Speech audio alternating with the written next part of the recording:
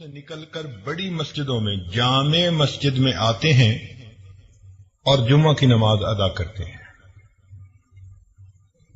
اور یہود انہوں نے چھٹی کے دن کو اپنے لیے عبادت کا دن بنایا، چنانچہ یوم السبت ہفتے کا دن. اب یہاں پر ایک مزاج کو سمجھنے کی ضرورت ہے کہ قوم نصارہ میں جب کسی کام کو شروع کیا جائے تو اس وقت خوشی منانے کا دستور ہے. کائنات بننی شروع اتوار کے دن ہوئی، اتوار کا دن ان کے لیے عید کا دن. اس لیے آپ دیکھیں گے کہ ان کے ہاں برتھ ڈے منانے کا رواج بہت عام ہے، چونکہ زندگی کی ابتدا ہو رہی ہوتی ہے. جبکہ امت مسلمہ کا مزاج اور ہے. ہمارے ہاں کام مکمل ہونے کا دن خوشی کا دن ہوتا ہے. اس لیے ہم کسی بزرگ کے پیدائش والے دن کو خوشی کا دن نہیں اتنا کہتے جتنا ان کا دنیا سے جانے کا دن خوشی کا دن ہوتا ہے کہ کام مکمل ہو گیا. اسی لیے اپنے اکابر کے سیرت کے جو جلسے کیے جاتے ہیں تو جس دن ان کی شہادت ہوتی ہے، وفات ہوتی ہے، اس دن سیرت کے جلسے کرتے ہیں. یہ جمعہ کا دن اللہ رب العزت کے ہاں شروع سے ہی بہت فضیلت کا حامل رہا. چنانچہ حدیث پاک میں آتا ہے کہ افضل الایام جمعہ، ہفتے کے 7 دنوں میں سے جو افضل دن ہے وہ جمعہ کا دن ہے. فیہ خلق آدم، اللہ تعالیٰ نے آدم علیہ السلام کو جمعہ کے دن پیدا کیا، یعنی ان کے بدن کو بنایا. فیہ نفخ آدم، اور جمعہ کے دن ان میں روح بھی ڈالی. جسد بھی جمعہ کے دن، پھر جمعہ کے دن اس میں روح بھی ڈال دی گئی. پھر جب فرشتوں کا امتحان ہوا اور آدم علیہ السلام کو فرشتوں نے سجدہ کیا، وہ بھی جمعہ کا دن تھا. تو آدم علیہ السلام کو اللہ تعالی کی طرف سے خلافت ارضی جو ملی وہ بھی جمعہ کا دن. اسی لیے جب زمین پر اتارے گئے تھے آدم علیہ السلام تو وہ بھی جمعہ کا دن بنتا ہے. حضرت نوح علیہ السلام آدم ثانی کہلاتے ہیں. ان کی کشتی جب طوفان سے بچ کر کنارے لگی تھی، طوفان ختم ہوا تھا تو وہ بھی جمعہ کا دن تھا. سیدنا ابراہیم علیہ السلام جب نار نمرود میں سے نکالے گئے تھے بحفاظت بخریت، وہ بھی جمعہ کا دن تھا. پھر سیدنا ابراہیم علیہ السلام نے جو بیت اللہ کی بنیاد رکھی، وَإِذْ يَرْفَعُ إِبْرَاهِيمُ الْقَوَاعِدَ مِنَ الْبَيْتِ وَإِسْمَاعِيلُ، تو وہ بھی جمعہ کا دن تھا. حضرت ابراہیم علیہ السلام نے اپنے بیٹے اسماعیل علیہ السلام کو جو قربان کیا تو ذی الحجہ کی 10 تھی، مگر جمعہ کا دن بنتا تھا. حضرت یوسف علیہ السلام کو کنویں میں سے جس دن قافلے والوں نے نکالا تھا تو وہ بھی جمعہ کا دن تھا. اور مکہ مکرمہ جس دن فتح ہوا، اللہ تعالیٰ کا وعدہ پورا ہوا، ان الذی فرض علیک القرآن لرادک الی معاد، تو وہ بھی جمعہ کا دن. حتیٰ کہ غزوہ بدر جس دن پیش آیا وہ بھی جمعہ کا دن تھا. تو جمعہ کے دن کی اپنی ایک تاریخ ہے، اور اللہ تعالی کے ہاں یہ دن بڑے شرف اور عزت کا دن ہے. اس کو جمعہ اس لیے کہتے ہیں کہ مسلمانوں کا اجتماع ہوتا ہے. عام نمازیں بے شک اپنے محلے کی مسجدوں میں پڑھیں، لیکن جمعہ کے دن فرمایا کہ تم ذرا بڑی سطح پر جامع مسجد کے اندر جا کر جمعہ کی نماز ادا کرو. اس لیے جمعہ کی نماز کے لیے شرائط ہیں. ہر جگہ پر جمعہ کی نماز نہیں ہو سکتی. بہت چھوٹی آبادیاں جو دور دور بنی ہوتی ہیں وہاں جمعہ کی نماز نہیں ہوتی. تو اجتماع کی وجہ سے اس کو جمعہ کہا جاتا ہے. اس میں مقتدی واعظ و نصیحت سنتے ہیں اور امام ان کو نصیحت کی باتیں سناتا ہے. اس کو خطبہ کہتے ہیں. سنت ہے کہ اس کو عربی زبان میں دیا جائے، مگر ہر جگہ لوگ عربی زبان سمجھتے نہیں. تو فقہا نے یہ سوچا کہ بجائے اس کے کہ لوگ اصل مقصد کو حاصل کرنے سے محروم رہیں، تو انہوں نے کہا کہ عربی خطبہ اتباع سنت کی نیت سے وہ انسان بعد میں دے دے، اس سے پہلے کچھ دیر اپنی قوم کو نصیحت کر دے، وصیت کے رنگ میں ان کو اپنی نصیحت سنا دے. اور یہ نصیحت اللہ تعالیٰ کو بہت پسند. اس کا اندازہ آپ اس بات سے لگائیے کہ عام دنوں میں ہم ظہر کی نماز 4 رکعت ادا کرتے ہیں، لیکن جمعہ کے دن جمعہ کی 2 رکعت فرض ہوتی ہے. غور کرنے کی بات ہے کہ اللہ رب العزت کو امام کا اپنی قوم کو نصیحت کرنا، خیر کی طرف بلانا اتنا اچھا لگا کہ اللہ تعالیٰ نے فرمایا کہ اس خطبہ کو میں 2 رکعت کے قائم مقام بنا کر اپنے حق میں تخفیف کر دیتا ہوں. 2 رکعت بھی جماعت سے ادا کر لو گے، عبادت پوری ہو جائے گی.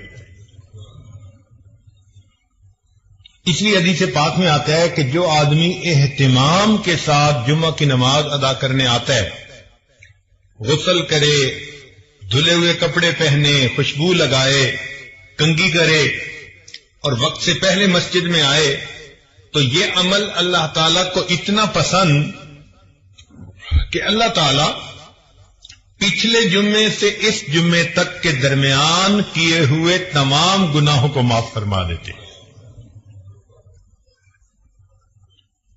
جمعہ کے دن ایک ساعت اجابت بھی ہے. نبی اسلام نے فرمایا کہ ایک گھڑی ایسی ہے، لمحہ ایسا ہے جمعہ کے دن کہ جب انسان دعا مانگے تو اس کی دعا اللہ رب العزت کے ہاں قبول ہو جاتی ہے. اس کو ساعت اجابت کہتے ہیں. بعض علماء نے فرمایا کہ جب امام خطبہ دیتا ہے تو 2 خطبوں کے درمیان جو توقف ہے، تھوڑا سا وقوف کرتا ہے، وہ جو وقفہ ہے وہ ساعت اجابت ہے. اس میں دعا کریں تو قبول ہوتی ہے. لیکن دوسرے علماء نے یہ کہا، محققین نے، کہ سیدہ فاطمہ الزہرا رضی اللہ تعالیٰ عنہ کی روایت ہے، وہ فرماتی ہیں کہ جمعہ کے دن عصر اور مغرب کے درمیان اللہ نے ساعت اجابت رکھی ہے. لہذا جو آدمی جمعہ سے دن عصر سے مغرب کے درمیان عبادت میں بیٹھا رہے، دعا کرتا رہے، تو یقیناً اس کی دعا اللہ رب العزت کے ہاں جلدی قبول ہوگی. ویسے بھی جمعہ کے دن عصر کے بعد اپنی جگہ پر بیٹھے ہوئے ایک درود شریف پڑھے، اللہم صلی علی سیدنا محمد النبی الامی وعلی آلہ وسلم تسلیما، تو 80 مرتبہ پڑھنے پر اللہ تعالیٰ 80 سال کے گناہوں کو معاف فرما دیتے ہیں.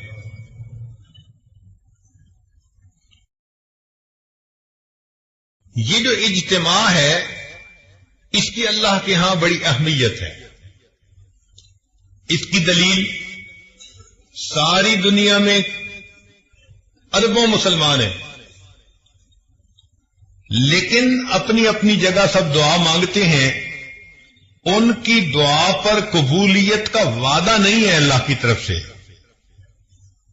لیکن اگر اس میں سے چند لاکھ میدان عرفات میں حج کے موقع پر اکٹھے ہو جاتے ہیں تو اب ان کا اکٹھے ہو کر دعا مانگنا اللہ کو اتنا پسند آیا، فرمایا کہ میدان عرفات میں جو بھی دعا مانگتے ہیں اللہ تعالیٰ سب دعائیں قبول فرما لیتے ہیں. تو یہ مل کر مانگنا بھی اللہ کے ہاں ایک مقام رکھتا ہے. ایک بزرگ تھے، مجمع میں دعا مانگتے، کہتے دعا قبول ہو گئی۔ کسی نے کہا کہ حضرت آپ کو کیسے پتا؟ فرمایا بھئی اتنے لوگ اگر کسی دنیا دار کے دروازے پہ پہنچ جائیں اور اس سے ایک چونی مانگے تو وہ اتنے ہزاروں لوگوں کو چونی دے کے بھیجے گا یا خالی؟ اس نے کہا جی اتنے لوگوں کو تو خالی نہیں بھیجے گا، لحاظ کرے گا۔ فرمایا اس سخی کے لیے چونی دینا مشکل کام ہے، اللہ رب العزت کے لیے اپنے بندوں کو معاف کر دینا یہ آسان کام ہے۔ اب دیکھیے کہ اس جمعے میں خطیب نچوڑ کیا نکالتے ہیں اپنے خطبے کا۔ واعظ و نصیحت کی باتیں کر کے آخر پر خطیب یہ کہہ رہا ہوتا ہے کہ وَلَذِكْرُ اللَّهِ تَعَالَى أَعْلَى وَأَوْلَى وَأَجَلُّ وَأَتَمُّ وَأَهَمُّ وَأَكْبَرُ وَاللَّهُ يَعْلَمُ مَا تَصْنَعُونَ۔ یہ تو پوری کی پوری نصیحت کا نچوڑ ہوتا ہے۔ اس سے اللہ تعالی کی یاد کی اہمیت کا اندازہ لگا لیجئے۔ اسی لیے جو لوگ جمعہ کا اہتمام نہیں کرتے، اپنے گھروں میں بیٹھے رہتے ہیں، جب دوسری اذان ہوگی تو آئیں گے، کبھی آتے ہیں کبھی نہیں آتے، تو وہ بہت بڑی فضیلت سے محروم ہو جاتے ہیں۔ حدیث پاک میں آتا ہے کہ نبی علیہ الصلوۃ والسلام نے ارشاد فرمایا لوگ جمعہ کی نماز چھوڑنے سے باز رہیں، ورنہ اللہ تعالی او لیختتمن اللہ علی قلوبہم ثم لیکونن من الغافلین، اگر وہ جمعہ کی نماز چھوڑیں گے اللہ تعالی ان کے دلوں پر مہر لگا دیں گے۔ تو دلوں پہ مہر جباریت لگا دی جاتی ہے جو انسان جمعہ کی نماز میں غفلت کرتا ہے۔ اور ویسے بھی سوچئے، قوم یہود نے یوم الست کی ناقدری کی تھی، یوم السبت کی ناقدری کی تھی۔ ان کو کہا گیا تھا کہ اس دن تم نے مچھلیاں نہیں پکڑنی، مگر انہوں نے ہیلے بہانے سے اپنی مرضی پوری کر لی۔ تو یوم السبت کی ناقدری کرنے پر قوم یہود کی شکلیں ظاہر طور پر اللہ نے مسخ کر دی تھیں۔ علماء نے لکھا جو امت مسلمہ کا بندہ جمعہ کے دن کی ناقدری کرے گا اللہ تعالیٰ اس کے من کی باطنی شکل کو مسخ فرما دیں گے۔ اس لیے آپ دیکھیں کہ جو بندہ جمعے کا اہتمام نہیں کرتا نا وہ کسی کام کا نہیں رہتا، دل مسخ ہو جاتا ہے، دل کی شکل اندر کی بدل دی جاتی ہے۔ باقی اللہ رب العزت نے فضیلت دی جمعہ کے دن کو، تو یہ دستور ہے کہ محبوب کی جہاں نظر پڑتی ہے اسی کو شرف مل جاتا ہے۔ تو اللہ تعالی نے انبیاء میں سے کچھ انبیاء کو شرف بخشا، ان کو کتابیں عطا فرمائی، چنانچہ تورات، انجیل، زبور اور قرآن مجید۔ پھر اگر نبی علیہ الصلوۃ والسلام کے صحابہ میں دیکھیں تو 4 خلفاء کو اللہ تعالی نے فضیلت عطا فرمائی، جن کو ہم خلفائے راشدین کہتے ہیں۔ پھر ذرا آگے چلیں تو اللہ رب العزت نے ائمہ میں سے 4 ائمہ کو ایک شان عطا فرمائی، امام اعظم ابو حنیفہ رحمۃ اللہ علیہ، امام مالک، امام شافعی اور امام احمد بن حنبل رحمۃ اللہ علیہ۔ پھر اور غور کیجئے کہ 4 مہینوں کو اللہ تعالی نے محترم مہینے بنایا، رجب، شعبان، رمضان اور محرم۔ پھر اللہ تعالی نے 4 راتوں کو فضیلت عطا فرمائی، شب قدر، 15 شعبان کی رات، اور شب عید اور شب جمعہ اللہ رب العزت نے فضیلت عطا فرمائی۔ 4 دنوں کو بھی فضیلت عطا فرمائی گئی. چنانچہ یوم عرفہ جس دن حج ہوتا ہے، یوم الفطر عید فطر کا دن، یوم الاضحیٰ عید الضحیٰ کا دن، اور یوم الجمعہ جمعہ کا دن، اللہ رب العزت نے ان دنوں کو بھی فضیلت عطا فرمائی. لہذا ہمیں جمعہ کے دن کا اہتمام اپنے اندر پیدا کرنے کی ضرورت ہے. اور یہ جو ہماری ایک عادت بنتی جا رہی ہے کہ جی دوسری اذان ہوگی اور پہلی رکعت کھڑے ہوتے ہوتے ہم جمعہ میں چلے جائیں گے، تو اس سے انسان بہت ساری فضیلتوں سے محروم رہ جاتا ہے.